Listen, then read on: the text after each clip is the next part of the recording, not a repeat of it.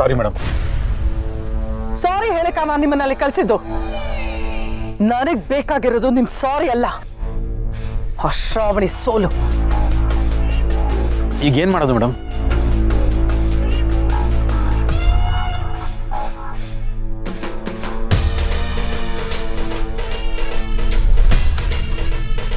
ನೋಡಿ, ನಾನು ಸಂಜೆ ನಿಮಗೆ ಮತ್ತೆ ಕಾಲ್ ಮಾಡ್ತೀನಿ.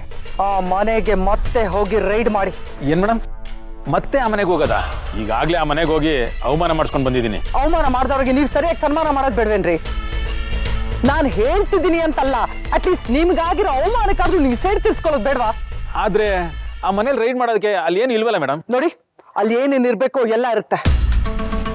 ಅದಕ್ಕೆ ನಾನು ಅರೇಂಜ್ಮೆಂಟ್ಸ್ ಮಾಡ್ತೀನಿ. ಅಲ್ಲಿ ಒಡವೆ, ದುಡ್ಡು, ಎಣ್ಣೆ ಎಲ್ಲ ಸಿಗುತ್ತೆ. ನೀವು ಹೋಗಿ ರೈಡ್ ಮಾಡಿದ್ರೆ ಅಷ್ಟೇ ಸಾಕು. ಅಷ್ಟಾದ್ರೆ ಸಾಕು ಮೇಡಮ್. ಆ ಮನೆಯವ್ರು ಎಲ್ರು ನನ್ನ ಮುಂದೆನೆ ಹಾರಾಡ್ತಾ ಇದ್ರು. ಅವ್ರಿಗೆಲ್ಲ ಒಳ್ಳೆ ಪಾಠ ಕಲಿಸ್ತೀನಿ. ಬೀದಿಲ್ ನಿಂತು ಅವ್ರ ಮನೆ ಮರ್ಯಾದೆ ಹರಾಜಾಗ್ತೀನಿ. Very good. ನೀವು ಹೊರಡಿ, ನಾನು ಸಂಜೆ ಅಷ್ಟರಲ್ಲಿ ಫೋನ್ ಮಾಡ್ತೀನಿ. Okay madam. ಈಗ ಹೇಳಿದ ಕೆಲಸ ಎಲ್ಲ ಚಂದ್ರು ನಿಮ್ಮಿಂದ ಆಗಬೇಕು. ಯಾರಿಗಾದ್ರೂ ದುಡ್ಡು ಕೊಟ್ಟು ಒಂದಷ್ಟು ಬಾಕ್ಸ್ಗಳಲ್ಲಿ ಎಣ್ಣೆ, ದುಡ್ಡು, ಒಡವೆ, ವಸ್ತ್ರ, ಬೆಳ್ಳಿ ಎಲ್ಲ ತಗೊಂಡೋಗಿ ಆ ಸುಬ್ಬು ಮನೇಲಿ ಇಡಕ್ಕೆ ಹೇಳಿ. ಆದ್ರೆ ಮೇಡಮ್, ಇಷ್ಟನ್ನೆಲ್ಲ ಅವ್ರ ಮನೆಗೆ ತಗೊಂಡೋಗಿಟ್ರೆ ಅವ್ರಿಗೆ ಅನುಮಾನ ಬರಲ್ವಾ? ಅದಕ್ಕೆ ನಾನೊಂದು ಪ್ಲಾನ್ ಹೇಳ್ತೀನಿ, ನೀವು ಹಾಗೆ ಫಾಲೋ ಮಾಡಿ.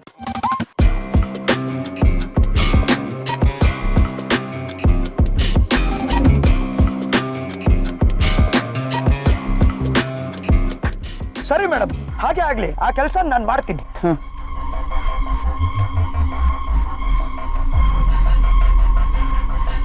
ನಿಮ್ಮನ್ನ ಸುಲಭವಾಗಿ ಹಳ್ಳಕ್ಕೆ ಬೀಳಿಸ್ಬೋದು ಅಂತ ಅನ್ಕೊಂಡೆ, ಆದ್ರೆ ನೀವು ತುಂಬಾ ಚಾಲಾಕಾಗಿದ್ದೀರಾ.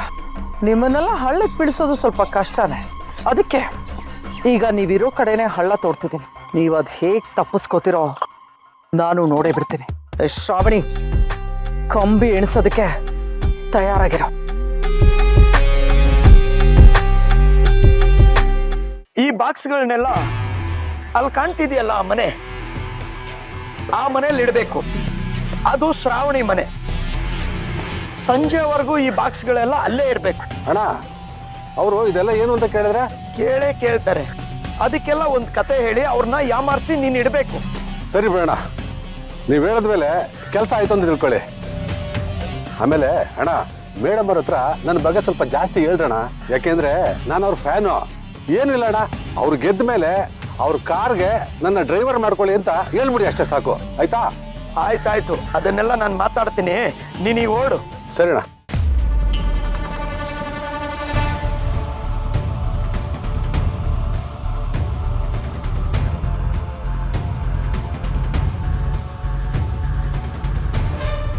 ಅಣ್ಣ, ಅಮ್ಮ, ನೀವೇ ನನ್ನ ಕಾಪಾಡಬೇಕು.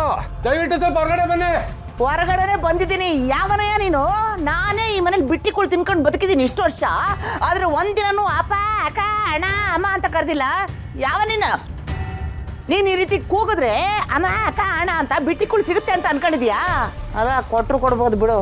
ಈ ಮನೆಯವರು ಒಂಥರ ದಾನಶೂರ ಕರುಣನ ವಂಶದವ್ರ ಥರ.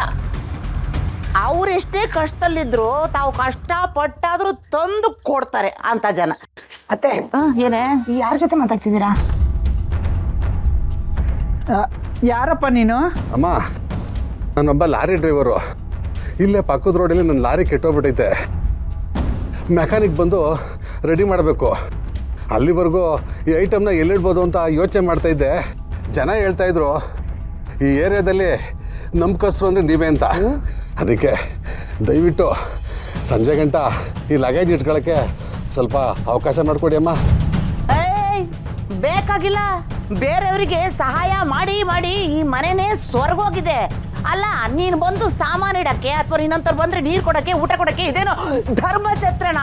ಆಗಲ್ಲ. ಹೋಗಿ ನಿನ್ನ ಲಾರಿಯಲ್ಲಿ ಇಟ್ಕೊ. ಅಮ್ಮ, ನಿಮ್ದು ಅಮ್ಮಯ್ಯ ಅಂತೀನಿ, ಇಲ್ಲ ಅಂತ ಮಾತ್ರ ಹೇಳ್ಬೇಡಿ. ಏನೋ ಹಗಲು ರಾತ್ರಿ ಕಷ್ಟಪಟ್ಟು ದುಡ್ಡನ್ನ ಕೂಡಿಟ್ಟು ಇದನ್ನು ತಗೊಂಡಿದ್ದೀನಿ. ಇದನ್ನು ಲಾರಿಯಲ್ಲಿ ಇಟ್ಟರೆ ಸೇಫ್ ಅಲ್ಲಮ್ಮ. ಈ ಮನೆ ಮೇಡಮ್ಮು ಎಲೆಕ್ಷನ್ ನಿಂತವ್ರೆ ಅಂತ ಗೊತ್ತಾಯಿತು. ಜನಸೇವೆ ಮಾಡೋದ್ರಲ್ಲಿ ಎತ್ತದ ಕೈ ಅಂತ ಕೇಳ್ಪಟ್ಟಿದ್ದೀನಿ. ಸಂಜೆ ಗಂಟೆ ಮಾತ್ರ ಇಲ್ಲಿರಲಿ, ಆಮೇಲೆ ಬಂದು ನಾನೇ ವಾಪಸ್ ತಗೊಂಡೋಗ್ಬಿಡ್ತೀನಿ. ಇಲ್ಲ ಅಂತ ಹೇಳ್ಬೇಡಿ ಅಮ್ಮ, ನಿಮ್ಮ ಕೈ ಮುಗಿತೀನಿ, ನಿಮ್ಮ ದಮ್ಮಯ್ಯ ಅಂತೀನಿ, ನಿಮ್ಮ ಕಾಲಿಗೆ ಬೇಕಾದ್ರೆ ಬಿದ್ದುಬಿಡ್ತೀನಿ ಅಮ್ಮ.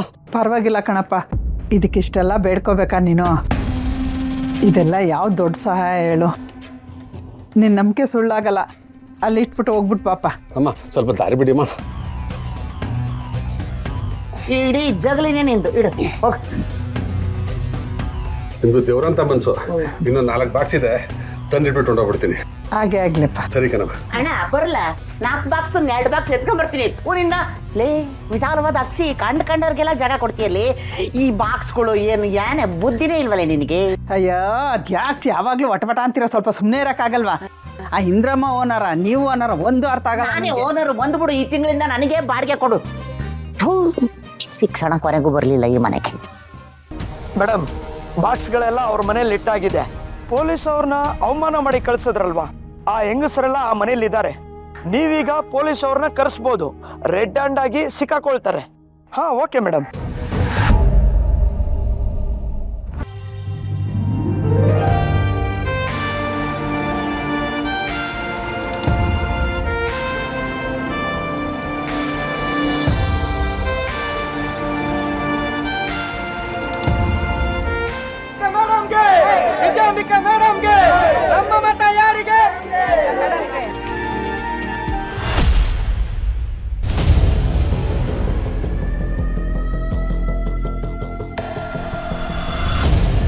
ಮೇಡಮ್, ನೀವೀಗ ಹ್ಞೂ ಅನ್ನಿ, ಇಲ್ಲಿ ದೊಡ್ಡ ಗಲಾಟೆನೇ ಎಬ್ಬಿಸ್ಬಿಡ್ತೀನಿ. ಇವ್ರು ಯಾರು ವಾಪಸ್ ಮನೆಗೆ ಹೋಗ್ಬಾರ್ದು, ಹಾಗೆ ಮಾಡ್ತೀನಿ. ಬೇಡ, ಹಾಗೇನಾದರೂ ಮಾಡಿದ್ರೆ ನನಗೆ ಕೆಟ್ಟ ಹೆಸರು ಬರುತ್ತೆ, ಇವ್ರಿಗೆ ಸಿಂಪತಿ ಸಿಗುತ್ತೆ. ಏನೇ ಆಗೋದಾದರೂ ಅದು ನನಗೆ ಆಗಬೇಕು, ನನಗೆ ಸಿಂಪತಿ ಸಿಗಬೇಕು.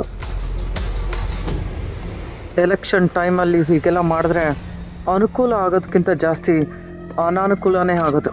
ನೀವು ಸುಮ್ಮನೆ ಇರಿ. ಸರಿ ಅಣ್ಣ.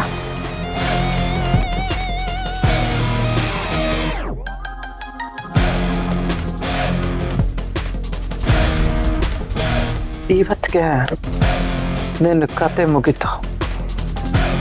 ಮೀಡಿಯಾದವ್ರ ಮುಂದೆ ತುಂಬ ಒಳ್ಳೆಯವಳು, ನೀನೇ ಗೆಲ್ಲೋದು ಅನ್ನೋ ಥರ ಪೋಟ್ರೆ ಮಾಡ್ಕೊಂಡಿದ್ಯಾ? ಅದೆಲ್ಲ ಈಗ ಉಲ್ಟಾ ಆಗತ್ತೆ, ನೋಡ್ತಾ ಇರು. ಮನೆಗೆ ಹೋಗು, ನಿಂಗೋಸ್ಕರ ಒಂದು ದೊಡ್ಡ ಸರ್ಪ್ರೈಸ್ ಕಾಯ್ತದೆ.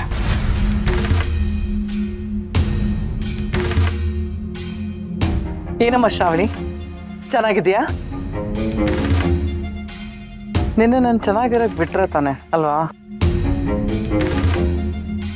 ನನ್ನ ಕಣ್ಣು ಮುಂದೆ ಆಡಿ ಬೆಳೆದಿರೋ ಹುಡುಗಿ ನೀನು, ನಿನಗೆ ಒಳ್ಳೇದಾಗಲೇಬೇಕು.